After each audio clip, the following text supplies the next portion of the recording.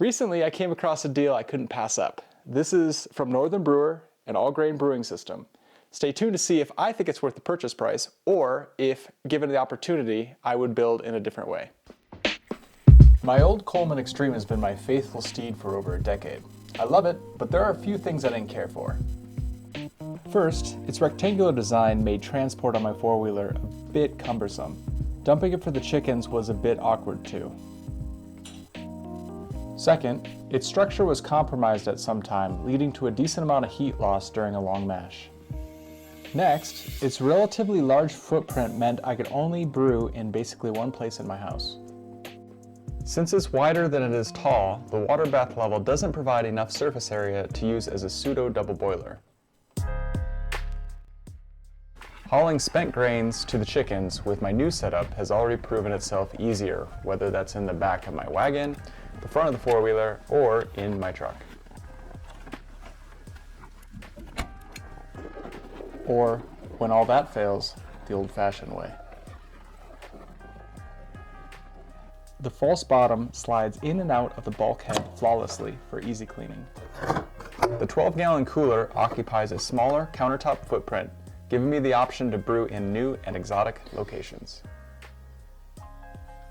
Lastly, being insulated, tall, and circular, I'll be able to maintain the water bath temperatures necessary for these possible scenarios. The website claims to be able to produce 10 gallons of 1065 wort. However, it didn't specify if this was with or without a sparge. Whenever you're in doubt, you can always run your numbers through a mash tun capacity calculator to see if you're in the ballpark. I first removed the analog thermometer and replaced it with a number 6 bung to plug the hole. I've got a couple of thermopens which I absolutely love, so this becomes redundant and just another part to snag on or to break. Removing the long bulkhead on the smaller cooler and replacing it with a shorter one allows me to take advantage of stackability. Whether it's new or just new to you, it's always a good idea to do a test run with room temperature water, instead of lava hot and sticky wort. I use a keg as a trusted measuring instrument and ping all volumetric measurements off that since it's what I'm trying to fill anyways by the end of the brew day. You can see the discrepancy in this photo.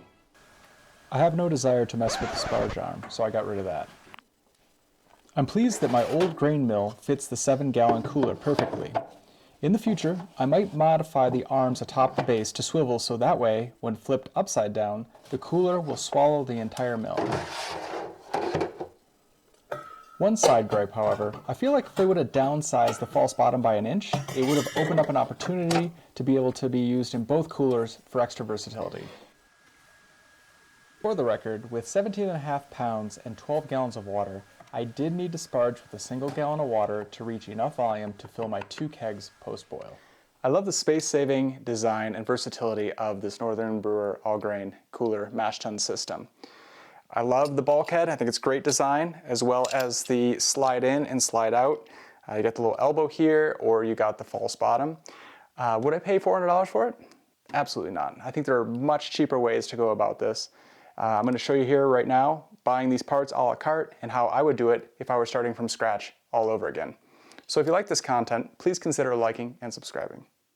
For comparison's sake, here's what the stock package looks like on the website. I love the 12-gallon cooler, and ideally that's what I'd use, but I haven't been able to source one online, which means picking one up used is probably out of the question.